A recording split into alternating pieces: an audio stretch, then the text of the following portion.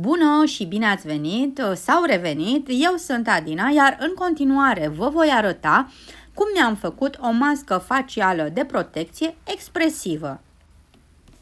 Am acest tricou, l-am cumpărat cu 10 lei de la un magazin din cartier și îl voi decupa partea aceasta de jos, nasul și gura, din care voi face o mască facială, iar din restul tricoului voi face ceva așa mai nonconformist pentru fiica mea să poarte pe timpul verii.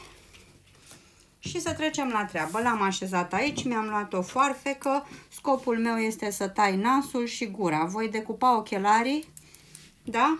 Și voi păstra această parte.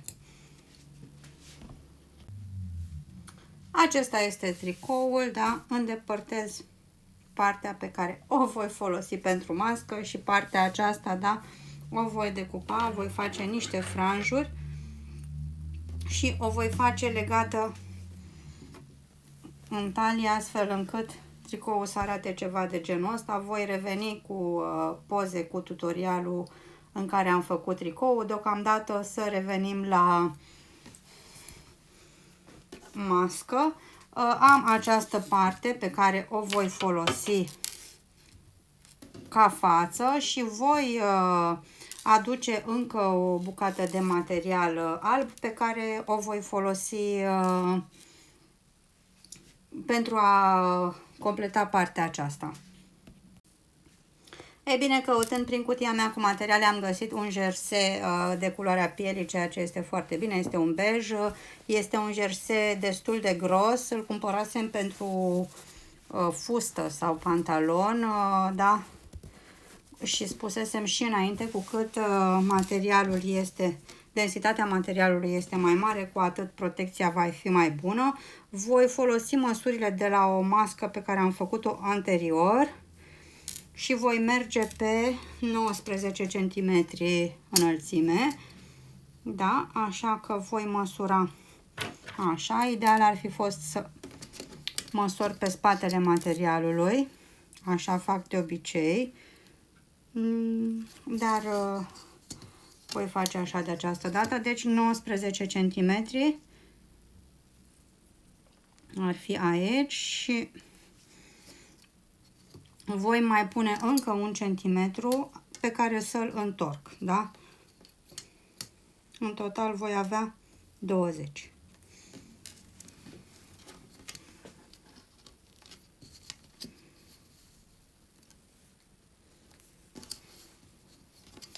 Și voi decupa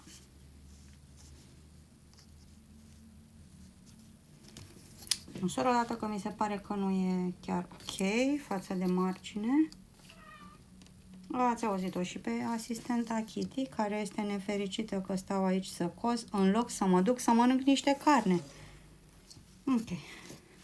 Și voi măsura din nou aici, pentru că nu am tăiat chiar egal marginile și nu vreau să pară în fața noastră strâmba. Le egalez puțin, da? Laterala stângă cu laterala dreaptă să fie la același nivel și tai materialul.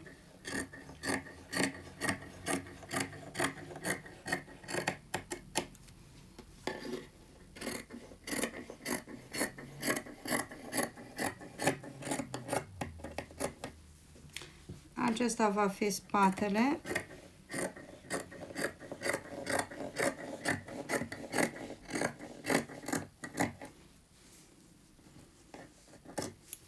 Iar pentru față voi mai tăia o bucată de jumătate din 20, da, 10 cm.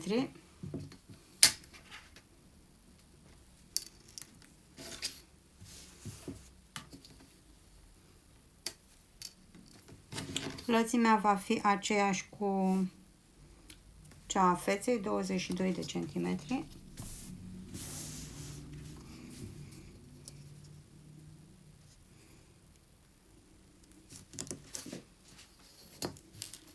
Nu am un echel, așa că voi pune perpendiculara cu rigla, așa, pe margine. Eu nu sunt croitoreasă, dar N-am fost așa de slabă în viața asta la matematică, așa că merg mai mult pe din ochi. Ok?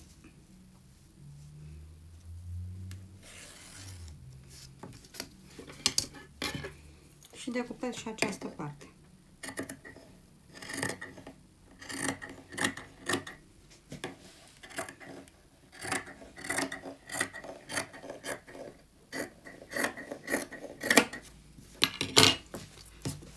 Aceasta este toată treaba pe care o am cu materialul acesta. Voi coase în primul rând.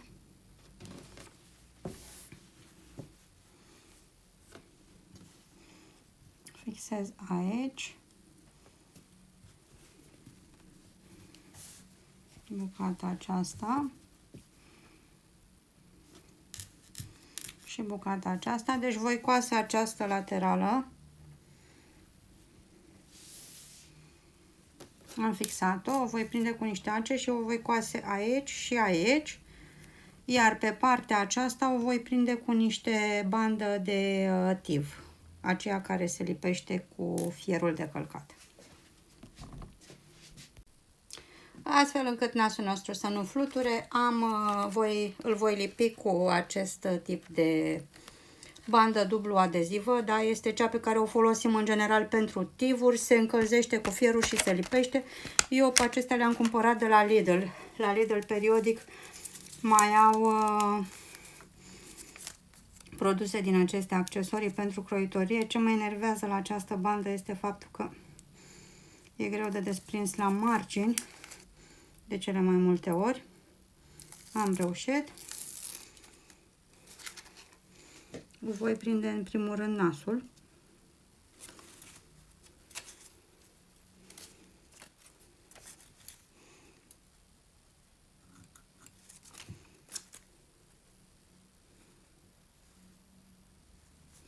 E puțină muncă manuală aici, lucru manual.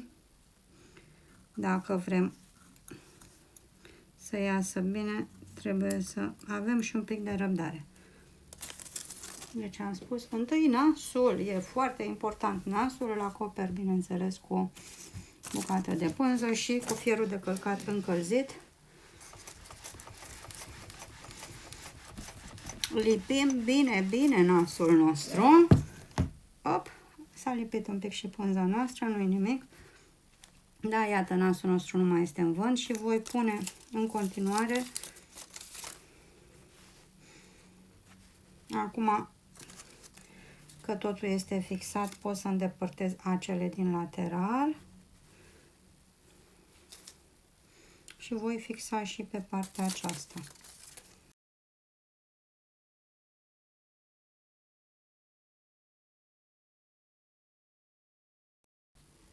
Acum că nasul meu este bine lipit, da, marginile sunt așa, pun fața materialului pe interior, da, acesta este spatele, aceasta este fața, le pun față în față și voi coase lateralele de aici până aici. Elasticul îl pun deocamdată doar în colțul de jos, îl voi coase, iar în colțul de sus îl voi coase la sfârșit. Am două bucăți de elastic de câte 15 cm. Elasticul trebuie să rămână pe față, da? Nu îl punem pe interior. Îl punem cât mai în colț.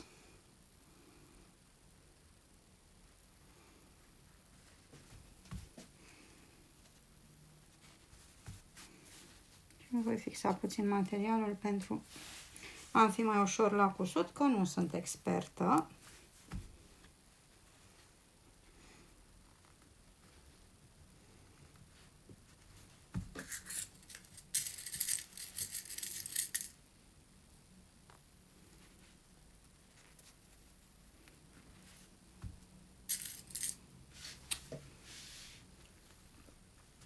La treabă. Așadar, începe gălăgia. Nu începem chiar din capăt, dar începem puțin mai de jos, pentru că în marginea aceea va trebui să prindem celălalt elastic.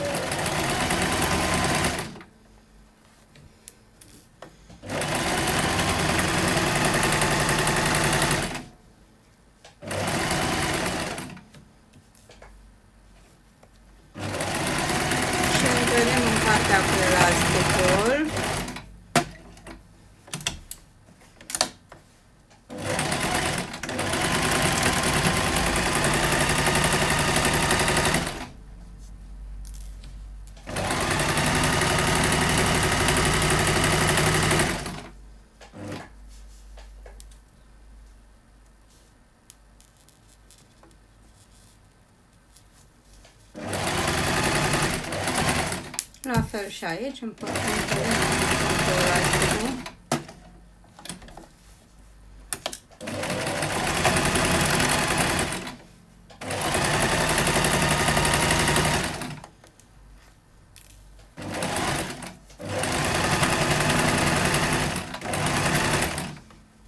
Și nici aici nu vom merge chiar până în toată, da?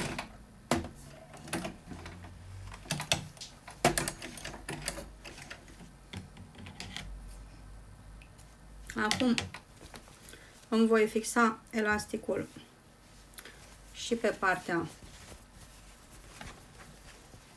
de sus, da, în colțul acesta.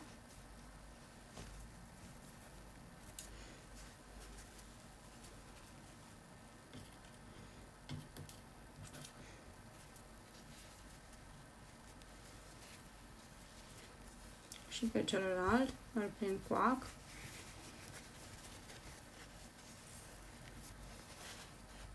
Da, îl prind aici, în margine.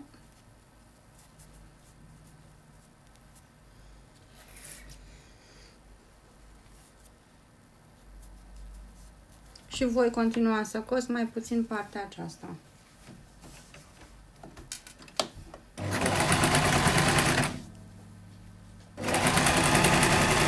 Întăresc și această parte, acolo unde este elastic.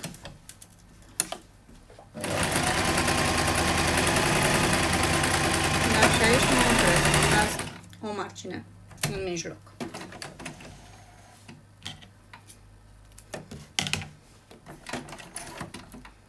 Voi continua pe cealaltă laterală.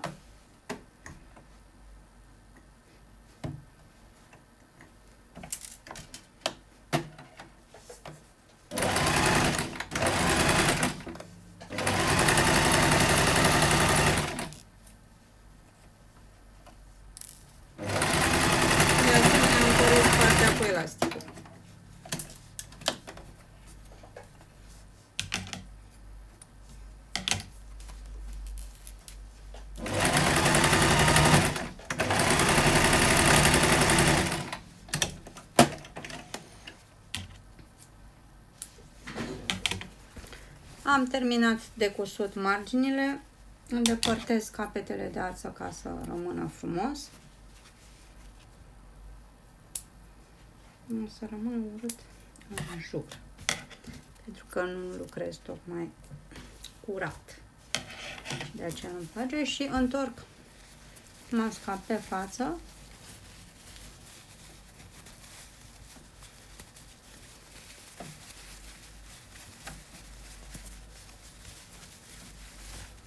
Da, elasticul nostru va rămâne în cele două laterale. Voi coase de mână pentru că materialul este un pic prea gros pentru mașina mea de cusut. Aveți grijă să coaseți cât mai curat pentru că e pe fața materialului și se vede.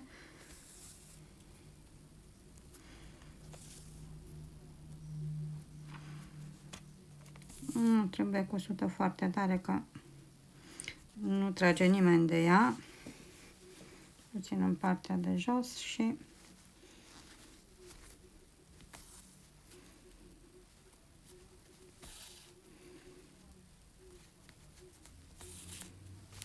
încă puțin în partea de sus. La margine este bine să întărim puțin.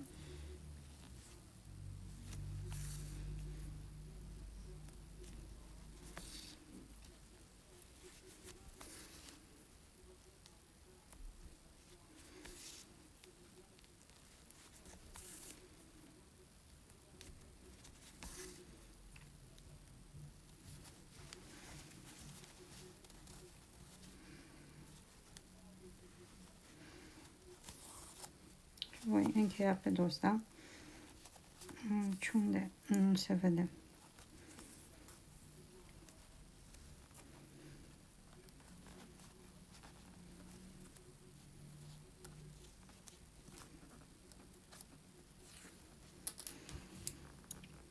Și același lucru și pe cealaltă laterală. Da? Avem două pliuri. Trebuie să le facem egal, dar și ca înălțime, astfel încât să nu fie deform.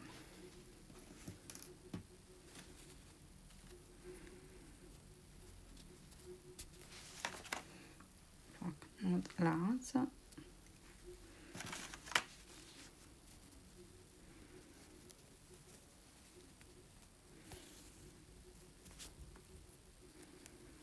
Același lucru și aici, da?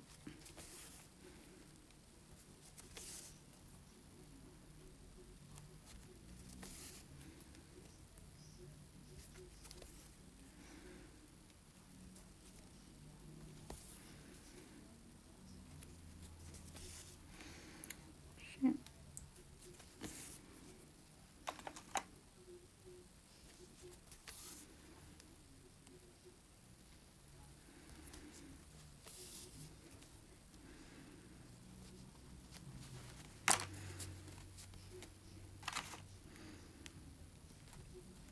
mă duc încet spre laterala cealaltă.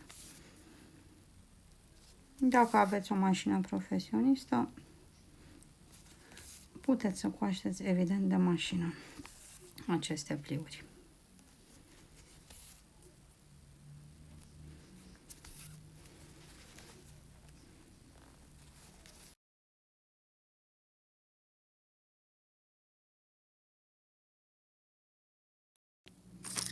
Am lipit cele două margini, da, am pus aici, după cum ați văzut, banda, avem cusăturile, elasticul, aceasta este masca noastră, este cu siguranță o mască care va atrage toate privirile. Vă recomand să o purtați cu ochelari. Dacă v-a plăcut videoclipul, vă rog să dați un like.